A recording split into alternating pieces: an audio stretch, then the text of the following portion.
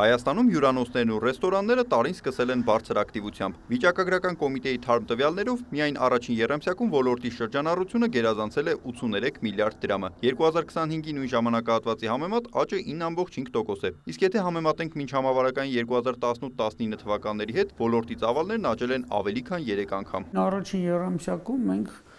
ունեցել ենք զբոսաշրջային ներգնաց զբոսաշրջային այցելությունների 17.2% աճ։ Ավելի քան 453,000 ներգնաց զբոսաշրջային այցելություն ենք ունեցել, մոտ 80,000-ով ավելի, քան նախորդ տարվա նույն ժամանակահատվածի ցուցանիշը։ Սա արդեն նշանակում է, որ այդքանով ավել զբոսաշրջիկ, բնականաբար պետք է այդքանով ավել նաև ծանրաբեռնվեր հյուրանոցային տնտեսությունը եւ նաև հանրային սննդի ծառայությունները։ Մեկ այլ ուշագրավ փաստ է ներկայացնում Ապրեսյանը։ 2013-ին իրականացված վիճակագրական հետազոտության համաձայն Հայաստան այցելող զբոսաշրջիկների 66%-ը ծագումով հայեր էին։ 2023-ին այդ մասնաբաժինը 35% է։ Ոչ թե Սփյուռքից եկողների թիվն է նվազել, այլ հենց այլազգիներն են ավելի շատ սկսել գալ։ Սա նշանակում է հյուրանոցներից օգտվողների քանակը ընդհանուր այցելություններում ավելանում է։ Ծագումով հայերը նույնպես զբոսաշրջիկներ են, եթե նույնիսկ չեն մնում հյուրանոցներում, նրանք այլ վայրերում են շատ ծախսում։ Ոլորտի ներկայացուցիչները փաստում են, վիճակագրական աճն իրականում զգացվում է նաև բիզնեսում։ Եթե տարեսկիզբը համեմատաբար հանգիստ էր, ապա գարնան սկզբից պատկերը կտրուկ փոխվել է։ Փետրվարից կամաց ունեցանք աճ, մարտ ես կարամ ավելին էլ անցնել, արդեն մարտ, ապրիլ-մայիս, որտեղ մենք ի տարբերություն վիճվարությունների շատ ավելի այստեղ եւ այս պահին կարողանում ենք նայենք։ Այս աճը գնալով ուրեմն կատալիզացիա է լինում եւ հիմա ապրիլը արդեն ունենք տվյալներ, որոնք որ բավականին հետաքրքիր են եւ մայիսը այդ նույն տրենդը պահում է, նույն տենդենսով շարժվում է առաջ։ Այսինքն մենք այդ 9.5-ը հաստատ անցնելու ենք մեր երկու ոլորտների կամ ոլորտի երկու ենթաբաժինների՝ հյուրանոցներ եւ ռեստորաններ բաժին։ Այս ակտիվությունը պայմանավորված է ոչ միայն այցելուների թվով։ Արմեն Ղազարյանը նշում է, որ եթե նախկինում հյուրընկալության ոլորտը արթնանում էր միայն մայիսին, ապա այսօր գարնան սկզբից։ Եվրոպական շուկայի ու նոր ավիաուղիների շնորհիվ զբոսաշրջային աշխարհագրությունն էլ զգալիորեն ընդլայնվել է։ Տուրիզմը Հայաստանում գնալով ուրախալիորեն երկարում է։ Առաջ եթե դա սկսում էր մայիսից, կամ ավելի խորքում, եթե նայենք հունիս, հուլիս, օգոստոս, հիմա քանի որ բավականին գունավորվել է տուրիստական հոսքերի շատ խայտաբղետ է, այսինքն երկրների մեծ պալիտրա կա։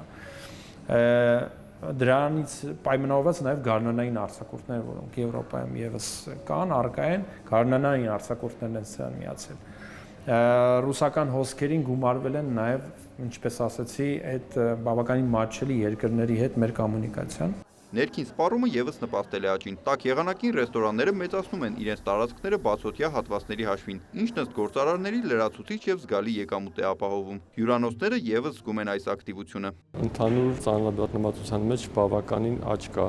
դեպի դրական անշուշտ եւ տարեսկզբից մինչեւ հիմա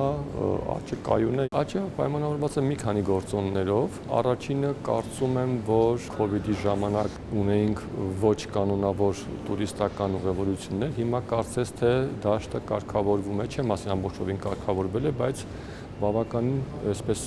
կայուն միտումներ կան, որ աճը դաշտը կարգավորվել է, կայունացել է եւ բնականաբար ունենք արդեն կանոնավոր տուրիստական խմբեր, որը որ նախկինում մենք ունեինք եւ դա շատ ցանկալի է։ Դրանից բացի բնականաբար կան միջոցառումներ, իրադարձություններ, որոնք որ իրենց հետ անշուշտ բերում են զբոսաշրջիկներ, բերում են այցելուներ եւ բնականաբար դա եւս հանգեցնում է անշուշտ հյուրընկալության տնտեսության այդ կեցության աճին։ Ոլորտի աշխարհագրությունը դեռևս խիստ անհամաչափ է։ Վիճակագրական տվյալները փաստում են, շրջանառության առյուծի բաժինը շուրջ 83%-ը բաժին է ընկնում մայրաքաղաքին։ Քանի որ մենք մարզում ունենք հյուրընկալության տնտեսություն, անշուշտ մարզում էլ նկատվում է, բայց մարզում մի փոքր այլ կերպ է, որովհետեւ եթե Երևանում մասնավորապես կենտրոնում մեր այցելուները առավելապես ներգնա տուրիստներն են, այսինքն գալիս են դրսից դեպի Հայաստան, մարզերում ավելի շատ ներքին զբոսաշրջիկներն են, այսինքն Հայաստանի տարբեր մարզերից մարդիկ այցելում են այնտեղ։ Կարելի է ասել, որ միայն Երևանում չի կենտրոնացած, բայց անելիքներ դեռ ունենք, որ ավելի ապակենտրոնացնենք զբոսաշրջությունը Երևանից դեպի մարզեր, հատկապես գյուղական համայնքներ, հատկապես սահմանամերձ շրջաններ։ Ոլորտի ակտիվությունը տեսանելի է նաև հարկային ցուցանիշներում։ Պետական եկամուտների կոմիտեի տվյալներով 2026 թվականի առաջին եռամսյակում հյուրանոցային գործունեություն են իրականացրել 1097 հարկ վճարող, որոնք վճարել են 2.8 միլիարդ դրամ հարկ։ Հանրային սննդի գործունեություն են իրականացրել 3162 հարկ վճարող, որոնք վճարել են 11.2 միլիարդ հարկ։ Հաշվի առնելով, որ առջևում ամառային ամենաակտիվ սեզոնն է, բիզնեսը ել ավելի բարձր ակնկալիքներ ունի։ Նիկոլայ Ավետիսյան, Հովհաննես Քյուրքչյան, լուրեր։